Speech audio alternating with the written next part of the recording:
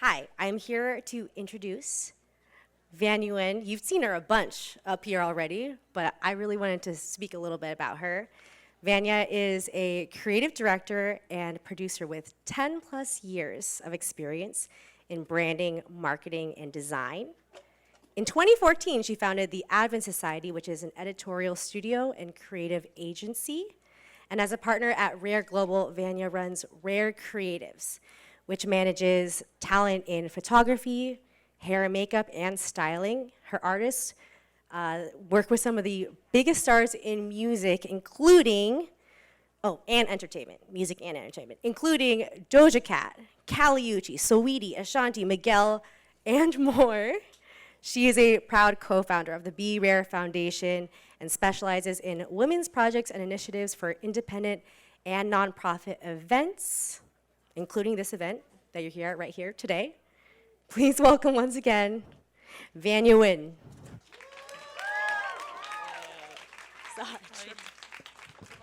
And I'm gonna bring all the panelists up here at the same time. Hi guys, I was gonna introduce myself, but it seemed kind of awkward, so I made Stephanie do it.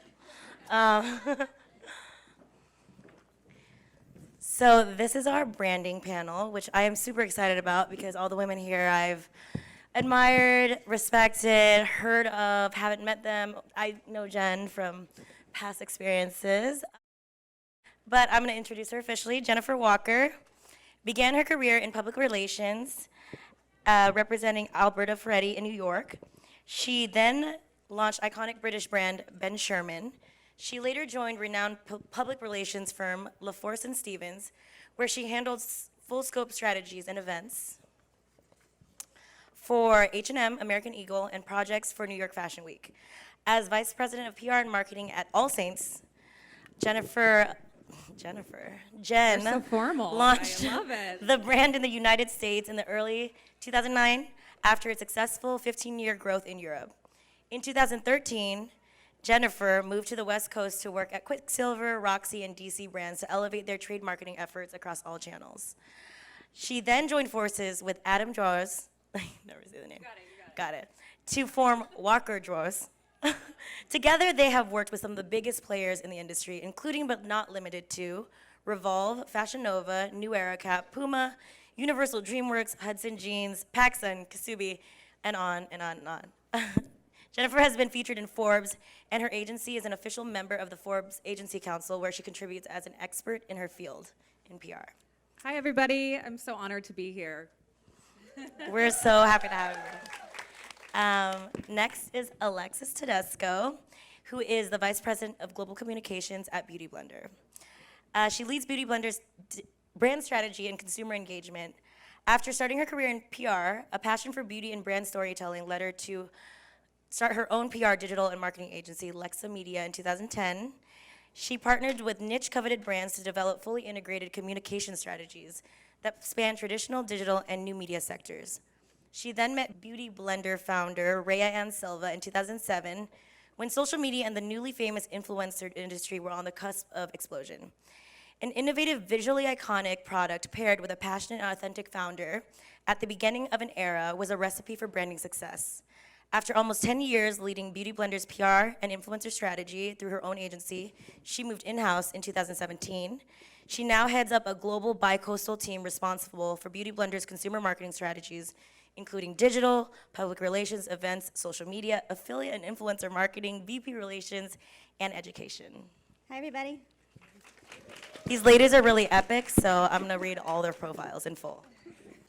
Allie Grant, the owner of Be Social. Allie launched Be Social in 2012 as one of the first agencies with a hyper-focus on executing influencer strategy and collaboration. Allie recognized the power of digital creators and built a business harnessing their influence. Today, the communications group is headquartered in downtown Los Angeles, specializing in influencer media and events for brands and digital creators. With Allie at the helm, Be Social has been named one of Inc.'s fastest growing businesses, spearheading digitally forward campaigns across influencers, events, and editorial. Accolades and press include Fast Company. Oh, I'm gonna do it. Fast Company, Inc., Women's Wear Daily, PR Week, the Innovative 15, Forbes, Huffington Post, and on, Daily Front Row, the Holmes Report, more. To further expand the mission to build the next generation of brands and entrepreneurs, Be Social has also launched Social Series, an in-real-life event series to connect and build offline, which is so important. The firm supports and is partnered with Freedom in Fashion nonprofit, which uses the arts of fashion and beauty to empower youth to overcome trafficking, homelessness, and other injustices. Welcome, Allie. And last but not least, Robin Zucker. Robin Zucker is a legend, okay? She, as a marketing executive, Robin has been building brands and direct relationships for consumer and B2B audiences for more than 2 decades. She is known for starting social media. She started social media practice at Yahoo. She made, or helped make, 60-plus-year-old brand Playboy relevant again, and also launched a streaming media platform, Revit TV. She recently also led marketing for WORLDZ, which is a summit and community gathering of the world's top CEOs, CMOs, influential business minds, and cultural leaders. Today, as a marketing advisor and a consultant, she works with senior leaders of companies of all sizes in tech, media, and entertainment. So previously, as Playboy's senior VP of marketing, she relaunched the brand, doubling the revenue and growing traffic by 4 times. Under her leadership, Playboy was reinvented as a top 25 social brand on Adweek's hottest magazine on social. During her 10 years at Yahoo, she was the head of social and led marketing growth and engagement for B2B platforms. She was also at Netscape. If anybody here is old enough to know what Netscape is, that was... Raise your hand if you do. Oh, Okay, good. still learning, guys, That was always. the huh? start of, that was the first internet browser, so I can talk a little bit about that. Yeah, so that was the beginning of the internets, and she was there. And today, she is also a founding member of Women's Membership Club, All Right. Okay, intros out of the way. So I already introduced you. You don't have to go into it again, but we do want to know, did your career follow a more traditional path, or did you have some plot twists along the way? Just go down the line. Start with Me Robin. first? Yeah. Okay. Well, first of all, thank you for having me. It's amazing to be here with all you women and be on the panel with all these women. So I don't think I could have predicted my career. I mean, I started 20 years ago, and so the world was very different, and things that I'm doing didn't exist, including social media, including Netscape. But I'm still in the same career. So I was an advertising major. I worked at a big ad agency out of school. So I'm still doing the same thing. It's just radically different. And so I think the lesson learned that's really relevant today is that there's no set it and forget it. There's no I'm going to do this. It's like you always have to be changing and evolving. And same thing for your brand. So whether it's your career or your brand, I mean, you can look at a brand like Playboy, 60 years old, they just kind of had their eye off the ball, right? They just kind of moved in different paths and weren't relevant. So it was really going back in and regaining that relevance. So as an individual and as a brand, you really need to write your history every day. So very different than my college graduation experience. No, I totally agree. I think when I started out, I definitely had a more traditional path in mind, but I knew that there were going to be curveballs along the way. So for me, it was being ready when they happen and not being afraid to kind of pivot. PR, I think, has changed so much, even from when I studied it and started. Kind of saw that change happening pretty early on, so it was about recognizing that change and then finding out how to best use it so that you can kind of morph into that and not be so stuck in that traditional path. So I think that twists and turns are good. You just have to be ready for them and not be afraid to kind of go with them. Yeah, I was pretty like laser focused. Like I knew what I wanted to do going into college, did the right internships for it, got the right jobs afterwards, and I was just like so focused on being in PR and editorial, and then influencers happened, and that's when I had to kind of make that pivot, and I love that, and that's kind of what I started to focus on. Well, I started off in New York City waiting tables at cafeteria. I don't know if anyone knows what that is. Yes. It was featured on Sex and the City. It's a New York staple, a glorified diner, if you will. But I did an internship with Ben Sherman, and that's how I started my career in fashion. And I was working 80 hours a week because in order to live in New York City and make $500 a month at my internship, I had to do both. And I remember walking into Ben Sherman every day in Times Square, and it had this big Ben Sherman on the wall. And I knew every day when I walked in, I would say to myself, it's okay, you can do this, you can get through this, because one day it's gonna say, Jennifer Walker on the wall or whatever, and Does it? now I have a huge Walker DRAWAS on Beverly Boulevard. So yeah, so I kind of knew my path, but there were tons of twists and turns along the way. So I think, you know, have a goal in mind, but be okay to be flexible and have faith that one day you'll have your name on the door. That's a mood. So jumping right into branding, you've each worked with brands in different ways. Jen, you've launched and marketed and done PR for major fashion and consumer brands, both in-house and through your agency. Ali, brands have come to you to collaborate with influencers. They themselves are brands on digital-first campaigns. Alexis, you've consulted, then led marketing for one of the world's and beauty's most iconic and category-defining brands, BEAUTYBLENDER. And Robin, you've both worked B2B with the world's top brands when you built social at Yahoo, and then revamped PLAYBOY, and then brought us WORLDZ. So there are new brands being conceived, launched, pitched, marketed, pivoted, and even resurrected at all times now. So to you, what would constitute a strong brand identity? What do you consider essential ingredients, recipes for success, like really power pillars for brands? And we can start backwards. I always go with the 3 B's. So the first is your brand. I do believe that product is queen. So the product or the service that you are providing needs to be quality, and that's the #1 rule in my opinion. The second is budget management. I think that, you know, you don't need to have a huge budget, and you probably won't if you're starting out. But knowing smart ways to spend your money and knowing what your goals are really important. We work with so many brands, and the ones that really define the goals on the reasons why they're marketing and why they're spending money are the ones that succeed, because it's so laser focused on, you know, what that deliverable is. So I would just be smart with your money and don't do things frivolously in the beginning. And then the third one is balls. Wow. You gotta have balls, you gotta take risks, and I think that, you know, when we work with clients and when we're curating our client list, we're always looking for brands that are trailblazers and for leaders that are risk takers. And so, you know, being scared is normal, but, you know, grab your balls and have a good ride. Grab your balls, guys. Girls, allies. I mean, we get tons of brands coming to us, new brands launching all the time. They're like, okay, we're launching in a month. We want to get a bunch of influencers posting about us, blah, blah, blah.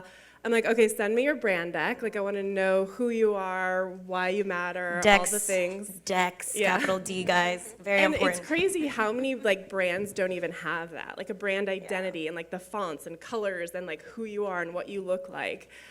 So and if they don't have that, I'm like, no, can't do it.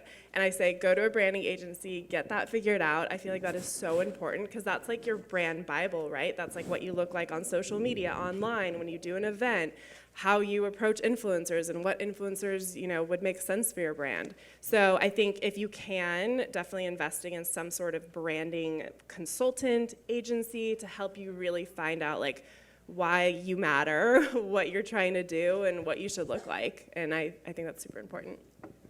No, totally agree. And also to what you were saying, when I had consulted, the brand itself was so important. There had to be quality behind it. There had to be authenticity behind it. You know, it's really important to keep things simple. Know who you are or what your product is and stay laser focused on that. Don't try and be something for everybody. Just be really good at that one thing that you do. And if you do that, that story carries you through. And that authenticity can't be replicated. You know, you are who you are, and you guys are all brands yourselves. So figure out what that sweet spot is and really focus in on that. And I think that that's really, for me, that's always what I looked for in partnering with brands, and I think that's what BEAUTYBLENDER's done really well. It was a makeup sponge. It was a tool. It can do a bunch of other things, but at the end of the day, it was known to do one specific thing. So to build on that, I think it's really being customer-centric and knowing your audience. So even if you are the brand, it's like who do you want to engage with, and ultimately who do you want to reach? So even taking a brand like Playboy, which was a 60-year-old brand, they aspired to relaunch a digital media property, and it wasn't just for the sake of being digital, it was to reach millennial men, which was the flavor of the day at the time. And so first it was saying with a brand that even though everybody knew it, it's still a relative to what you guys are doing, because they were going after what was a new audience. They had a social footprint. We validated that they actually had a younger audience, that the audience actually wanted to engage in lifestyle content. So definitely audience is first, and then as you're launching, whether it's your brand or refining your brand, is there a marketplace for it? So what we did in the case of Playboy and the repositioning of it was, yes, we know there's millennial men out there. Is it a brand that can even be relevant for them? At the time, there wasn't. The digital footprint was not controlled by us. There was a magazine. Nobody got magazines. They definitely were going to get that magazine if they were living at home with their parents at the time. So we did a lot of research. So we did qualitative research, secondary research, primary research. You might not have the money to do that, but there's a tremendous amount of a tremendous amount of information on the internet that you can find to see if that ladders back to your brand. So, understanding the marketplace and your audience, your customer that you're going after is really critical to building a brand. So in summary, know who you are, be authentic, get that set first, I feel like in life and in branding. I can't forget the balls comment, amazing. Do that.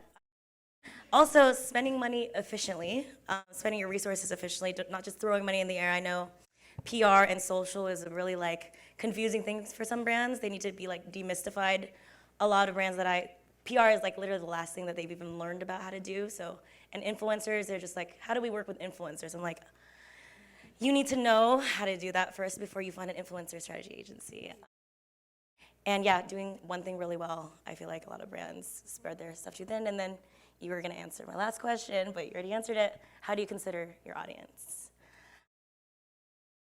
So you guys have already answered my section already on your own. So moving on to branding and your own businesses. Jen and Allie, you both have an agency of your own. Alexis, you've been an entrepreneur and now run a global team at a global company. Robin, you've worked at Fortune 500s, legacy brands, and startups. First question is for Alexis. Tell us about the explosion, the rise of Beauty Blender. How did you maximize brand buzz and harness product marketing? So Beauty Blender was this really incredible idea, person behind it, product, but it was kind of ahead of its time. When the brand started, nobody was using makeup sponges. They were probably using, throwaway wedge sponges.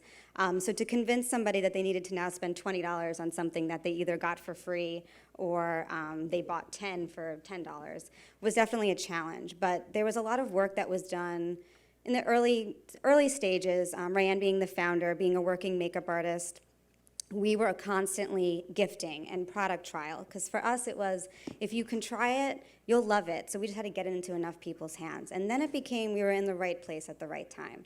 So we had this really visually iconic product doing something that gave you an immediate payoff that you can see visually. And it performed, and it came from a pro.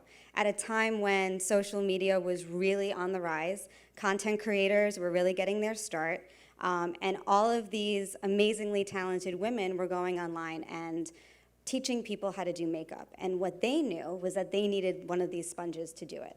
And it looked really great. It was hot pink, and it really gave you this compelling before and after. So what we did was we really harnessed all of the endorsements from the pros and all of our celebrity clients that we had and all the amazing press mentions that we had, and we used that to help us really expand into this influencer world. And we partnered with influencers before it was popular to do so, before people were paying influencers to do so. Do you remember what year that was? I would say 2012 was when it really started to kick up. And then when that happened, all of these doors opened for us. So before that, we were this little indie brand. Nobody really knew who we were. No retailer would sell us. So we were only sold in professional beauty stores. We didn't have the ability to have our own DTC business. And then all of a sudden, we were on this platform that all these beauty brands were trying to figure out, and we kind of fell into it, and we used it to our advantage. And all of these doors were open for us. Sephora globally, all these amazing retail partners that really helped us as a new brand and as a totally founder-funded brand. Rayanne never took Amazing. $1 of investment from anybody. Wow. She was a working single mom.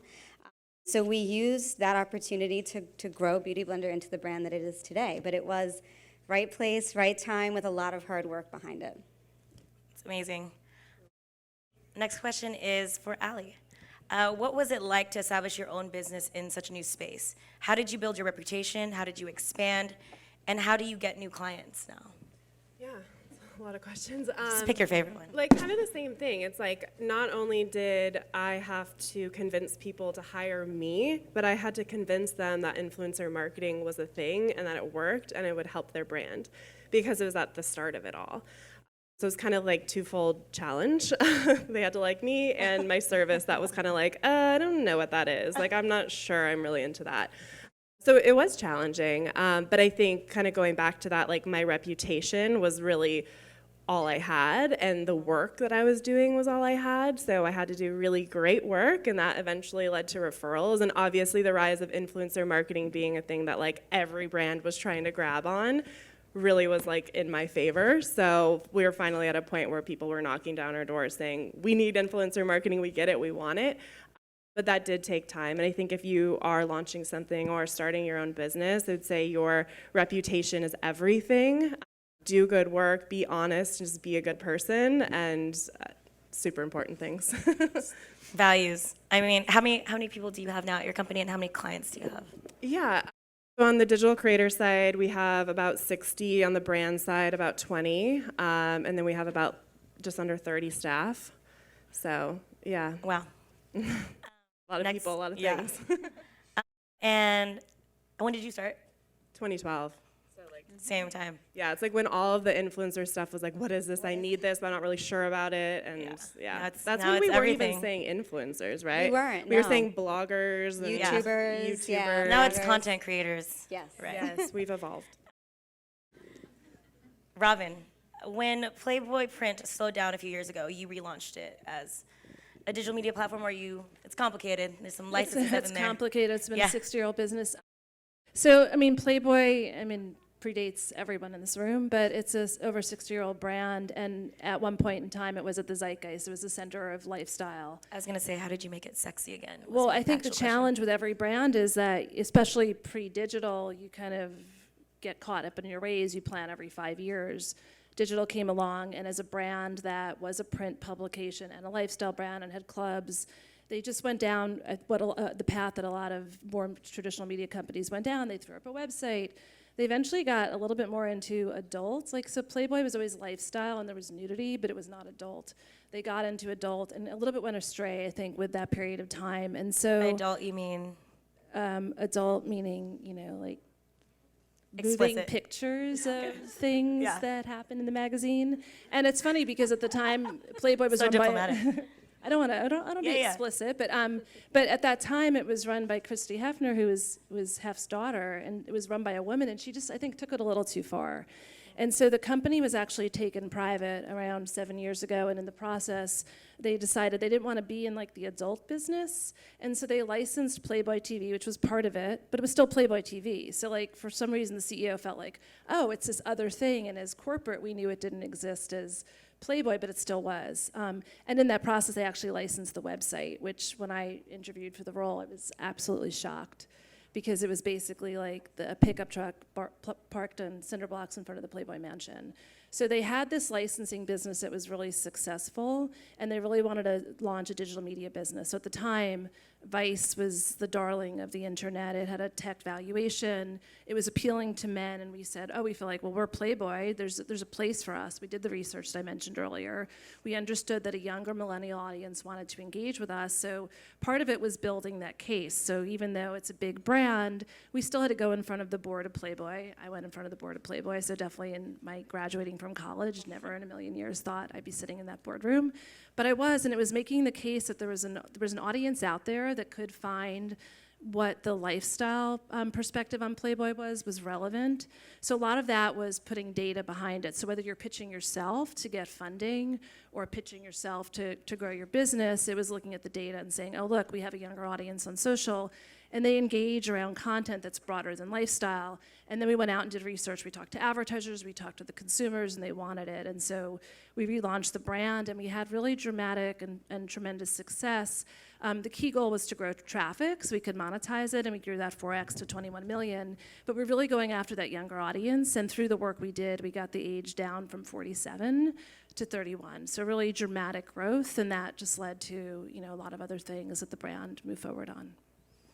It's a huge change within a more rigid. It was a huge change, and it was also at a period in time, it moved really quickly, actually. So it was fun. It was definitely a different experience than my prior years in tech. And Jen, what was it like building a PR company in LA as PR intersected with digital marketing? How did you cut through all of the noise and get that big sign? Well, our story's kind of interesting. I was in New York, as I said earlier. And in 2009, I was recruited to launch All Saints here in the States. And at the time, you know, that was a big European high street retailer, but in the US, nobody knew what it was. I mean, there was like zero brand awareness. And I was the second employee behind the North American CEO. So he was off signing leases. They had a very aggressive retail rollout. And I was in New York building a team and building an office and literally building it from bricks up. And Robertson Boulevard here in LA was going to be our first store. And it was coming in 3 months. And I knew that the only way, now granted this is 2009, so this is even before influencer marketing, but this is a time when celebrities were still walking down the street in Robertson Boulevard and shopping and getting paparazzi'd. So I knew that the only way that I was going to get press on this brand, given the fact that I had no sample sets, I had nothing to work with, hardly any assets, was to drive celebrity into that store. Obviously, I couldn't be in 2 cities at once. So a mutual friend introduced me to DRAWAS, my business partner, who had just started his own agency here. And so we met. We always say we fell in love and went to war together. And we ended up launching that brand, and the first 3 celebrities through that door were Gwen Stefani, Katy Perry, and Halle Berry. And that really launched the brand here in the States, and it really became the backbone of our strategy from there forward. And we were able to build these amazing music content series and amazing experiential events, 10,000 person concert series over the summer in Brooklyn to launch the New York office. I mean, it exploded into this, this beast. So when I left All Saints, what ended up happening was I moved out to the West Coast to work with Quicksilver, Roxy, and DC Shoes because I wanted to take a little bit of a break, and All Saints had changed executive management, and with that, a lot of the executives leave. It's an organic process. And a lot of them had gone to the French wave that was coming in. So that's Maj, the Couples, Sandro, and as those brands were coming in behind All Saints, they were looking at All Saints as a case study for success. And given that I was at another brand, they were approaching Adam to represent them, but they didn't want just Adam. They wanted both of us together because combined his expertise in celebrity and what had bubbled up in the VIP influencer space over the 4.5 years that we were there, and then with what I did from an experiential media partnership, you know, traditional press, et cetera, point of view, they really saw it as a formula that worked well together. So Adam came to me, and the first brand was the Couples, and they said, you know, he said, will you consult with me? And I said, okay, fine, I'll consult with you. And one brand turned into 10 very quickly, and then we decided to rebrand into Walker DRAWAS, and that was around 5 years ago. Now in LA, it's very interesting because we were able to carve out this really unique space for ourselves because LA has a lot of amazing agencies that are great in celebrity dressing and red carpet and luxury, but they don't do press. So they only offer one service. And then we have amazing experiential agencies that only produce events, but they don't think about celebrity and they don't think about how the rest of the world's gonna see it. So they miss that component of it. And then, you know, there's amazing PR agencies in New York that have satellite offices in LA, but they don't really thrive because they don't get enough attention or expertise or funding here. So given my background and given his background, and being that we could offer all of these services at once to our clients, made us a one-stop shop, and it really had us standing out above the rest. And I think that's why, you know, we've been able to work with some of these brands that are just like innovators and leaders in the industry, you know, across multiple categories. So it's been really interesting. That's such a good tip for, you know, how do you really cut through the noise by finding what you're really good at? And then the second part, partnering with somebody else who's really good at something that you're not good at. And then the third part is having a combination no one else can have, which is like literally the trifecta. I mean, as a partner at Rare Global now, which I joined last year to run Rare Creatives, which is the creative talent division, Ashley, who is CEO of Rare Global, was a talent manager and a lawyer, which cut through all the noise of the space of the YouTube industry at a time where there were no digital media lawyers or deals even being struck properly. I wanted to learn more about the culture of your businesses, and then also your consultancy and what your day-to-day is like. Sorry, Robin. You want me to go? Well, I'll talk a little bit less about my consultancy. I think just more about the culture of the businesses I've been in. I think one key thing for me is people and team. And so one lesson just to kind of think about over the course of my career, and I have a few people, like I have someone that I used to work with at Yahoo sitting here supporting me. I have somebody from my team at WORLDZ and PLAYBOY sitting here. It's really the people you surround yourself with, both your partners, your clients, like who do you want to partner with and do you want to trust them and feel good about that? Who's on your team? So I think that's really a key theme culturally, is like, for me, as I partner with people, I'm actually doing some work with some former Yahoo colleagues now, or as I've taken on other roles, it's like being with people that I've worked with before and trust is awesome. And I've also been really fortunate that I've had a lot of folks on previous teams at PLAYBOY, at Yahoo, and Netscape, and others work with me in multiple places. So I think people is really a key thing, and that you work together to form that culture. And just because you might be in charge, you don't know it all. And I think a key thing I've learned, especially as we went younger and younger in audience or go into new paths and new projects, is that, you know, everybody's bringing something to the table, and how do you really enable them to bring their strength and learn from each other? I think for me, relationships are really at the core of it. You know, starting at an agency and then working with a ton of really great brands, I kind of saw the good and the bad when it came to team building and how there's different cultures at work. When coming to Beauty Blender, I never really thought I'd go work for somebody else again. I kind of was on my own path, so it took a lot for me to make that decision. But at the end of the day, I did it because of my relationship with Rianne, and I saw what she was trying to do, and I wanted to be part of it, and I wanted to kind of help build that team out and build that brand. You know, today our team is bi-coastal. You know, we've really tried to be nimble when it came to staffing. Most of the people that work for me now, I've worked with for years. How big is your team? My team's about 25 people between both coasts. Obviously, the PR side is where I came from, so that's still near and dear to my heart. But and the girls on the PR team worked with me prior to being at Beauty Blender. In LA, you know, we moved our influencer marketing out to LA. Someone who worked for me, Julia, who's here, used to be in New York, and she came out here and is really, you know, building up this office, and we create all of our own content out here, so really being nimble in that sense and being able to be in two places at once. But yeah, loyalty to me and relationships that you build, they mean more than where you are necessarily, because if you like the people that you work with and you like being around those people, you can make any situation work for you. You'll be successful because you'll be successful together. So culture at work is super important. Yeah, I agree, and this is like one of the most challenging pieces of my business. I had no formal experience running and managing a team. I was really young when I started my business. I knew about influencer marketing. How old were you when you started? I was like 23. Yeah, really young. Yeah. How many of you are 23? Oh. Yeah. I think. Yeah. Oh, Yeah. was that a lot? Oh, it's dark. Oh, I was like, there's no young people. No. Yeah, so I think that part was so challenging for me, and it's so important, especially in the service business. Like, my people, my employees are my machines. Like, they are everything. And so, you know, fostering their growth and all that is so, so important. So I had to do so much homework and learn so much. I would YouTube things, I would read books. My favorite book on like culture, building a culture in a business is Radical Candor. Please get that if you're trying to build out a team. I love it.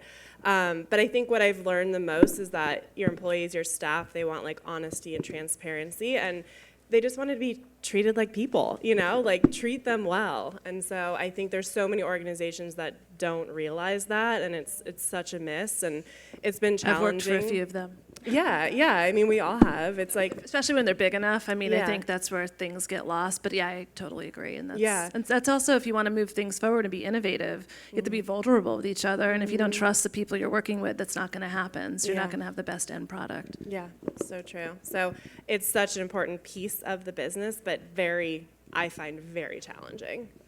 Yeah, team growth. I mean, I was telling a story about how I literally, so my sister needed a job out of college, and Ashley was like, talking a lot about Ashley. I was promoting Ashley right now. But she was like, I need an assistant. And I was like, Vanna, you need a job. And then now you end up working with people you literally trust with your life. It's very rare, but honestly, when I go to more things like this, it's not that rare. That's always the story. Your team is really they hold you down. I had a boss that I followed around for about 15 years, and he really taught me one very, very valuable thing about leading a team, and that is to work hard and play hard together. And I say that because burnout is a real thing, and especially in this industry, in public relations, whatever that is now, because it's morphed into something much different than it used to be, it's really, really, really hard work, and it's very stressful. And, you know, you're only as good as your team, to your point. So if you don't reward them, and if you don't tell them that they're doing a good job, and if you don't show them how much you appreciate them, they will burn out eventually.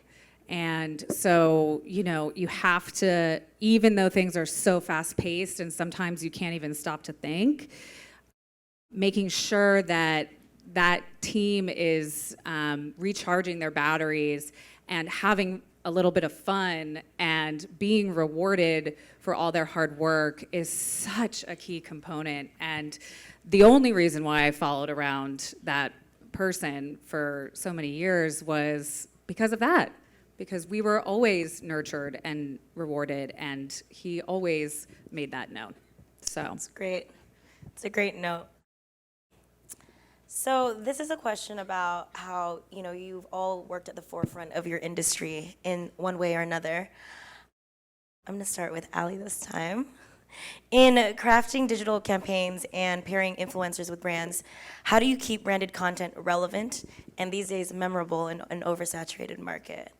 And is there any trend? Can you give us some tips, insider tips? I mean, I think when we have a brand looking to work with influencers, like the biggest thing is just that like discovery and casting phase, and like making sure we're picking influencers that make sense for that brand. I think that's like the biggest mistake, you know, we're seeing. It's like making sure you're, you know, using like listening tools and things like that that allow you to see like, okay, this influencer is actually talking about my brand organically. Can you explain listening tools to the audience? Yeah, so we use something called Creator IQ. So that's like a tool platform that like allows us to find influencers for brands. It has really great data. You can actually see like story views, and you can see all their demographics and analytics, and so it's a really great tool for casting, is what we call it, when we're like looking for influencers for a brand or a campaign or whatnot. So I think that's where you start, is like really finding that list and making sure it's really strong. In terms of like different things that are going on in the space, like we're really big on building ambassador programs. So we always tell brands, like, instead of doing these one-off posts and things like that, like let's build out like a group of influencers that are long-standing fans of the brand and like are your ambassadors essentially. So we really push for that. Sometimes the brands can't do that from a budget perspective. Experiences are really great too, so doing trips and in-person things and things like that. And we also say too, like organic seeding campaigns. Like if you don't have the budget to pay influencers, like be really aggressive with that and build out these lists and, you know, contact them and get the product in their hand, kind of like Beauty Blender. So yeah, that's kind of what we're doing. Hopefully I answered that, not really Yeah, sure. Okay. casting and seeding and listening. Yes. Alexis, we basically don't even remember, I mean, you already talked about it. I didn't even know what sponges were. I don't know if I even did my makeup before Beauty Blender. It was like I had a Beauty Blender and then my face was contoured or something. What does it take to crack a beauty product category? And maybe what's next for Beauty Blender?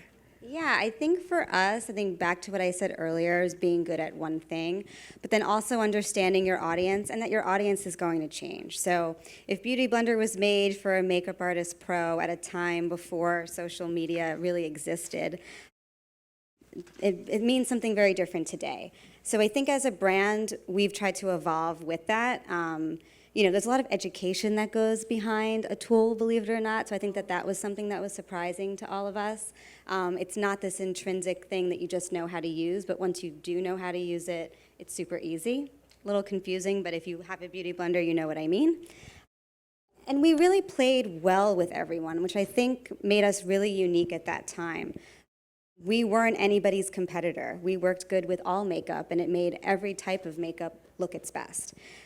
And we kind of lived in this really wonderful reality for a really long time. But we saw an opportunity. We knew that we perfected complexion, so how are we going to make that, you know, we were already a global brand, so how are we going to build that out and be more than just a one-trick pony, more than just a sponge? There's so much innovation there that we knew that there was something that we wanted to tap into, and considering that we were founded by a makeup artist, she'll tell you that, you know, Beauty Blender was this beautiful distraction, she likes to say. It was a means to an end. But really, how do you perfect complexion? A tool can do it, but great formulations can do it too. So, you know, we've started to lean into the complexion makeup category. We're continuing to build that out. That's definitely our future. But we still keep our footing in tools, you know, whether it's a different type of brush. We love brushes, but we thought we can do brushes better. So, you know, we came up with a brush that was meant for skincare as well as makeup. And when it comes to, you know, cleansers, and especially in today's environment, how important it is to keep all of your tools clean, and how much of education goes behind that too. And there's a whole cleanser side of the business. So we've really been able to diversify. Yes. If you guys clean your brushes, you made it. Like if Have to clean your brushes. Yeah, clean your brushes. Yes, you have to clean them. I'm not good at it, but I'm starting to now because you guys know why. But yeah. And then, I mean, we're hitting the end of minutes here, but I want to ask both Robin and Jen these questions. So, Robin, you've steered a lot of big companies towards change. Yahoo, when there was no social marketing strategy, cutting nudity so Playboy could go digital. Like, at which point do you decide, do we evolve or die?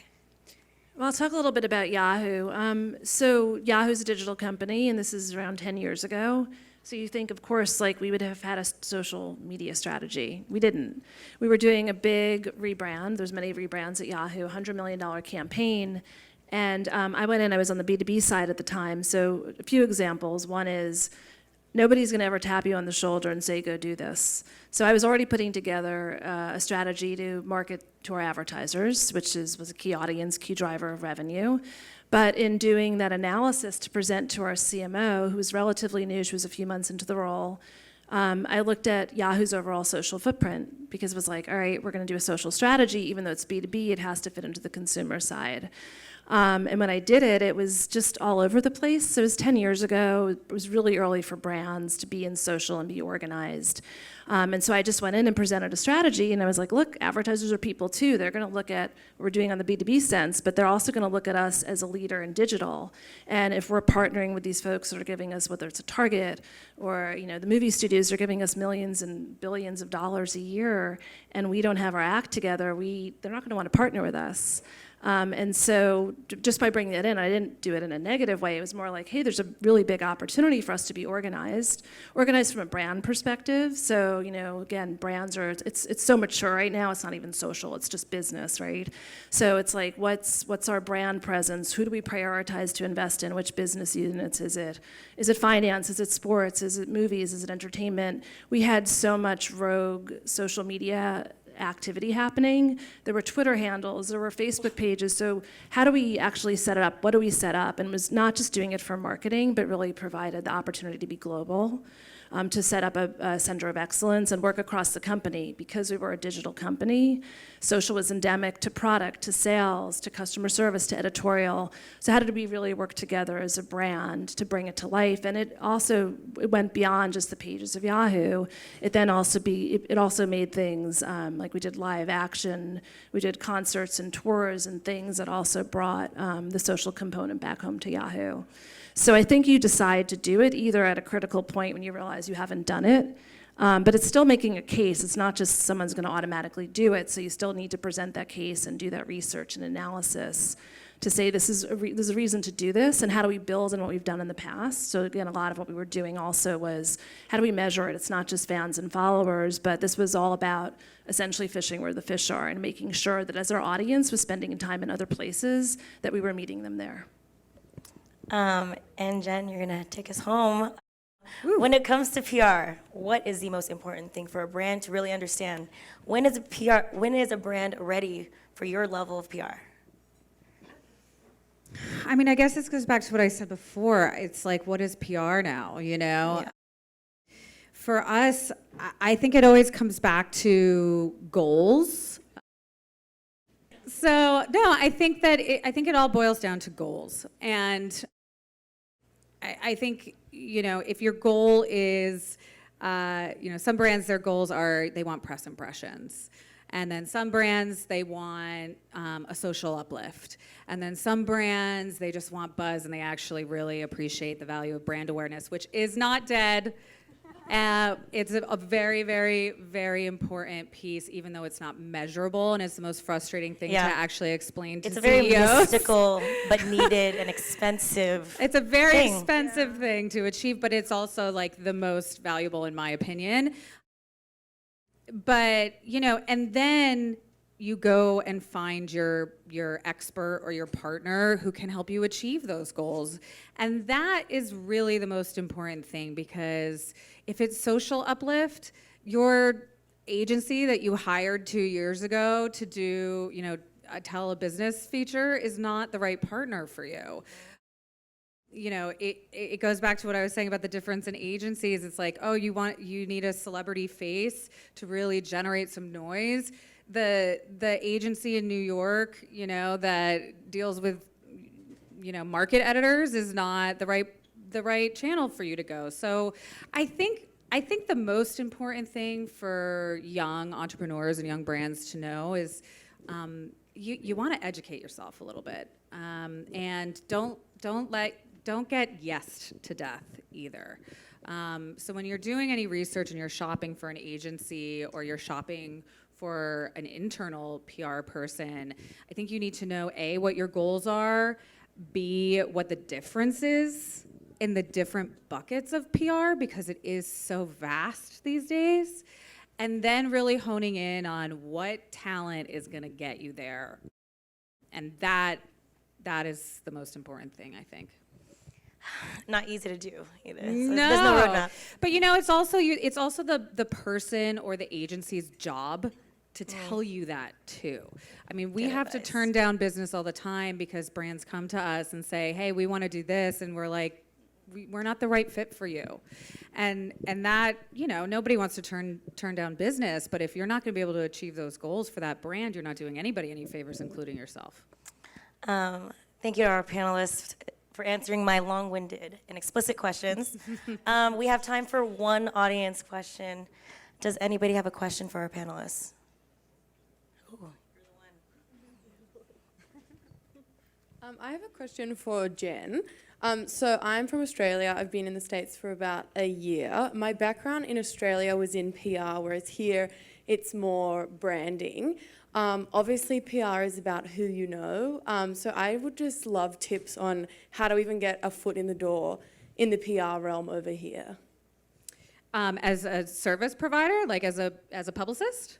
Yeah, just like industry in general, like obviously like agency connections, like things like that, to be able to sell yourself, because it really is who you know and what you can offer. Yeah, I mean, I think, look, networking is going to be your... You're in the right place. Yeah, networking is going to be your best friend. I mean, you really just have to put yourself out there and talk to people, and you never know who down the road... I mean, I'll use this as an example. We just signed some new business, and it literally came through someone I knew in New York like 10 years ago, who I haven't spoken to in a very long time. And like, I never would have foreseen that person kind of coming back around and then being a client, you know?